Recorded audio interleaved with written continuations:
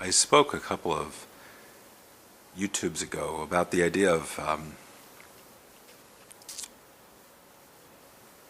self-witnessing, although I don't think I framed it in the terms of self-witnessing.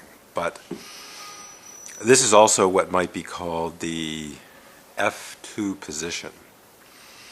And the F2 position is the position of how you will be perceived by someone you're directly interacting with. Your counterparty, your interlocutor, the person who is across from you, across the relationship from you, across the table from you. The person who is perceiving you very directly versus, say, the F3 position, which might be the outside observer, which presupposes, I think, a somewhat higher degree of objectivity.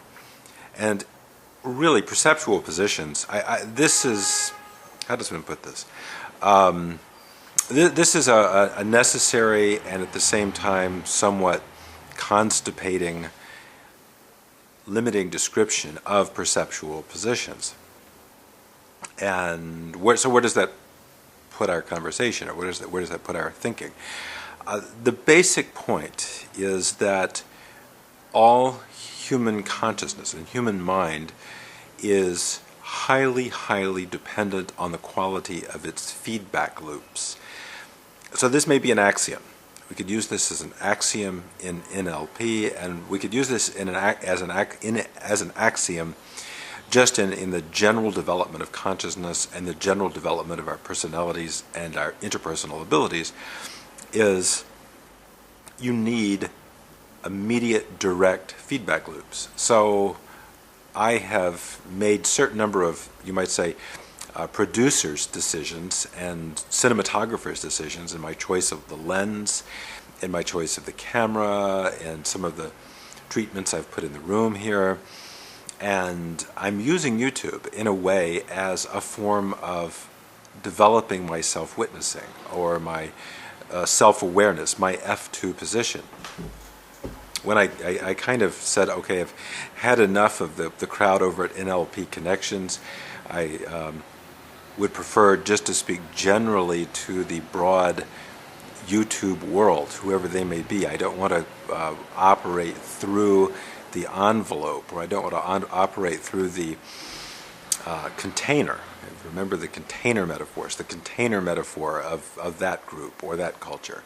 I want to opt for a different set of containers. I want to change my container consciousness here. And I want to change my journey consciousness as well. You know, what is this a journey toward? What is a journey toward this? And what is this a component of? What is this a metaphor for? What is a metaphor for this? What is this a symbol for? What is this a initiating point for? What is this a concluding point for? So the idea of the feedback loop is quite central, and it's one that I think is implicit, not necessarily explicit, in a great deal of the practice of this work, is having higher quality, more specific, highly specified, useful. I think that's an important piece of pragmatism that comes from the pragmatic philosophies. And it does give us somewhat of a shift, and there's this whole idea of NLP being pseudoscience. And has been lately quite a bit of very strongly voiced criticism of NLP as pseudoscience, NLP is regurgitation, NLP is some kind of equivalent of Scientology. NLP is decentralized Scientology. And yes, I understand where those criticisms are coming from, because they are saying their container, their frame. What is the frame for this? What is this a frame for? What is this a container for? What is a container for this? They're framing or containing the idea of NLP as a subset or sort of a paraset of science. And I'm saying possibly let us reconsider that. Let us reframe NLP instead as a subset of philosophy, a philosophical set of acts versus necessarily a scientific set of acts, but a kind of philosophy that requires a strong a strong sense of direct observation, a philosophy of direct observations, and a philosophy of the meaning and the use and the significance of perceptual positions.